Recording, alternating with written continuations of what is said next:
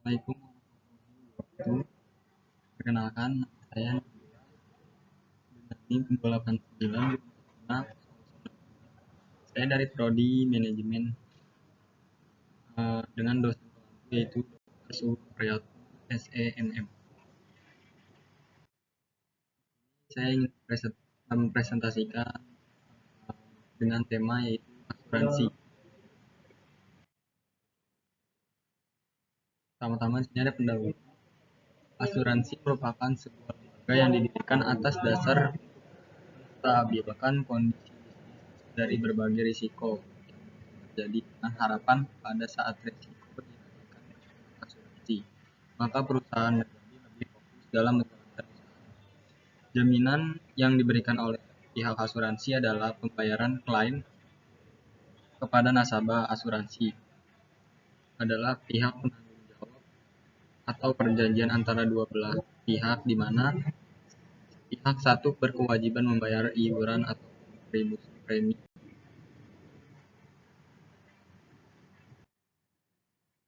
Kemudian ada dasar hukum. Pertama yaitu asuransi dalam Undang-Undang Nomor 2 Tahun 1992. Asuransi dalam Undang-Undang Nomor 2 Tahun 1992 tentang usaha perasuransian adalah perjanjian antara dua pihak atau lebih, di mana pihak penanggung mengikatkan diri kepada tertanggung dengan menerima premi asuransi untuk memberikan pergantian kepada tertanggung karena kerugian, kerusakan atau kehilangan keuntungan yang diharapkan, atau tanggung jawab hukum pihak ketiga yang mungkin akan diderita.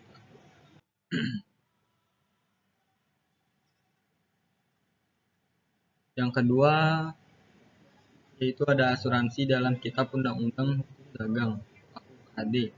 Asuransi atau pertanggungan adalah suatu perjanjian di mana seorang penanggung mengikatkan diri kepada seorang tertanggung dengan menerima suatu premi untuk memberikan penggantian kepadanya karena suatu kerugian, kerusakan atau kehilangan keuntungan yang diharapkan yang mungkin akan dideritanya karena suatu peristiwa yang tidak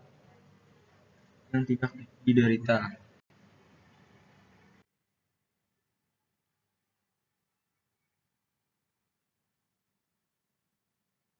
Dan itu ada yang C, prinsip dasar asuransi. Dalam dunia asuransi ada 6 macam prinsip dasar yang harus dipenuhi, yaitu insurable interest, hak untuk mengasuransikan yang timbul dari suatu hubungan keuangan antara tertanggung dengan yang diasuransikan dan diakui secara hukum. Kemudian ada utmost good faith, tindakan untuk mengungkapkan secara akurat dan lengkap semua fakta yang material mengenai sesuatu yang akan diasuransikan, baik diminta maupun tidak. Artinya adalah si penanggung harus dengan jujur menerangkan dengan jelas segala.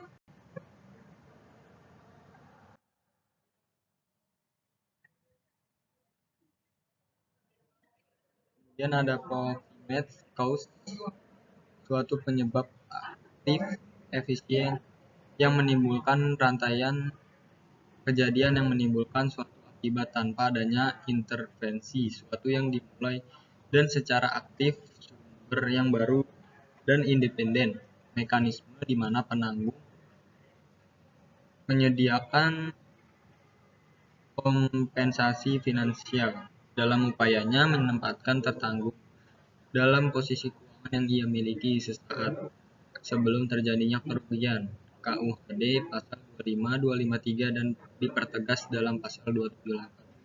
Subrogation, pengalihan hak tuntut dari tertanggung kepada penanggung setelah.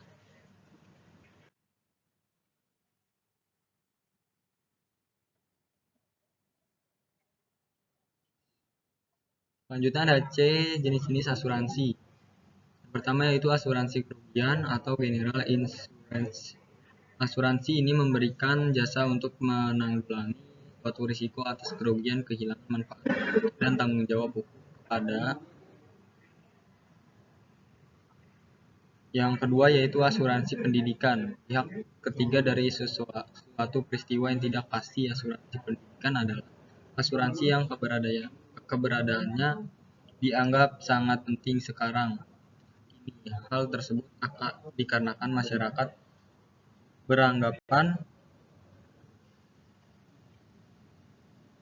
beranggapan bahwa asuransi pendidikan merupakan asuransi cerdas.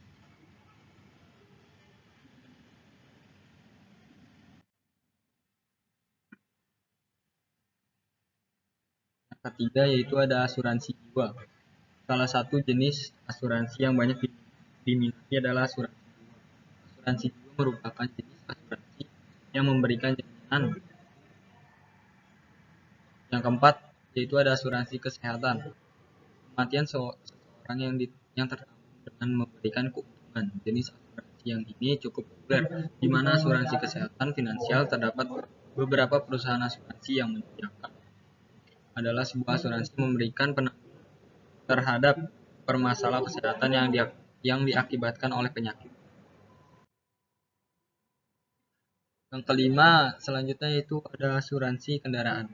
Banyak kalangan masyarakat yang memiliki kendaraan atau mobil mewah mengikut sertakan kendaraan pribadinya dengan asuransi kendaraan.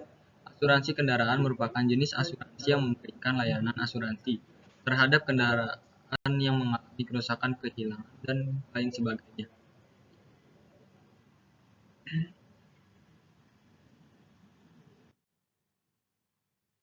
Nah, selanjutnya ada asuransi properti. Asuransi jenis ini umumnya memberikan pelayanan terhadap pelindungan pemilik rumah dari risiko seperti properti pribadi, kerusakan tempat tinggal seperti kebakaran, dan kerusakan barang-barang pribadi.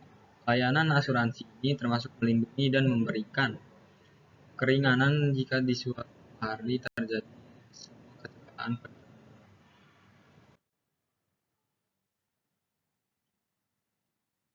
Selanjutnya ada manfaat asuransi.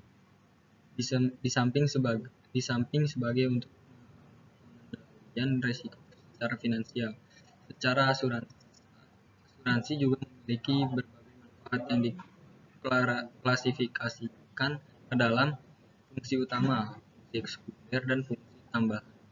Fungsi utama asuransi adalah sebagai pengalihan risiko, pengumpulan dana premi yang seimbang. Fungsi sekunder asuransi adalah untuk merangsang pertumbuhan usaha, mencegah kerugian, pengendalian.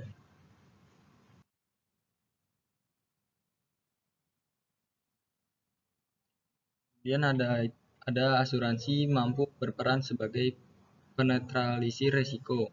Yang kedua yaitu asuransi sebagai pihak pengganti kerugian. Yang ketiga mengurangi siksaan mental dan fisik bagi pihak tertanggung yang disebabkan rasa takut, kekhawatiran.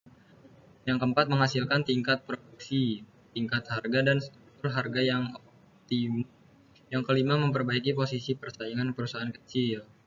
Sebagai tambahan, perusahaan asuransi dalam praktik berperan pula dalam aktivitas.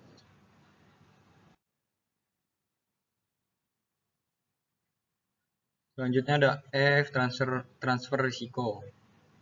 Secara umum ada dua bentuk transfer risiko yang dilakukan oleh perusahaan atau individu, yaitu yang pertama mentransfer risiko ke perusahaan asuransi. Dalam konteks ini, perusahaan mendaftar dirinya ke perusahaan asuransi. Pendaftaran ke perusahaan asuransi ini dapat dilakukan berbagai bentuk seperti asuransi pada benda-benda yang dimiliki oleh perusahaan. Contohnya kendaraan, mesin bangunan, komputer, dan lain-lain.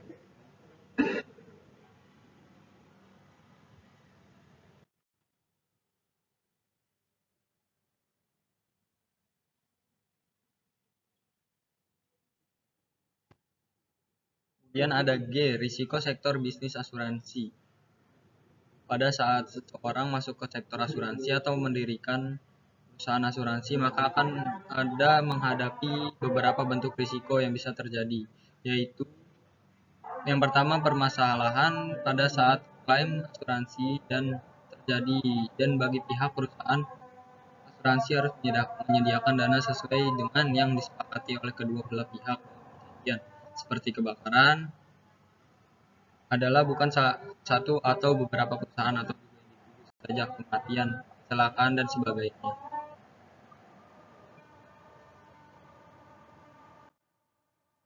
Kemudian ada syarat-syarat suatu risiko dapat diasuransikan. Menurut Herman Darmawi, ada 6 risiko yang dapat diasuransikan. Haruslah memenuhi syarat-syarat berikut. Yang pertama, kerugian potensial cukup besar, tetapi probabilitasnya tidak tinggi sehingga membuat perusahaan asuransi dapat bekerja seekonomi mungkin. Yang kedua, probabilitas kerugian dan dapat diperhitungkan. Yang ketiga, terdapat sejumlah besar unit yang terbuka ekspos terhadap risiko. Dan ada peran asuransi swasta dan pemerintah dalam perspektif manajemen risiko.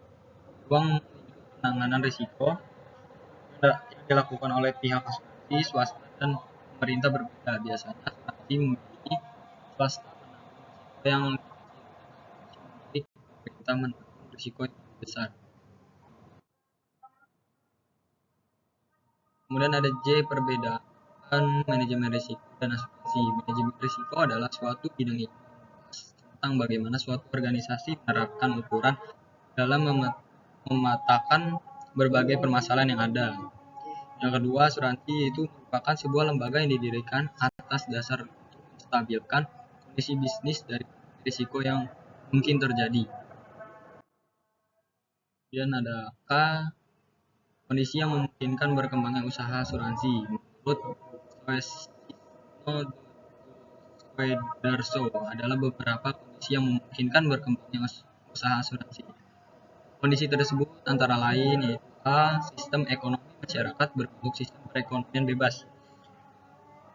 Ada B, masyarakatnya sudah sangat maju dan merupakan masyarakat industri. Ini itu saja presentasi dari saya.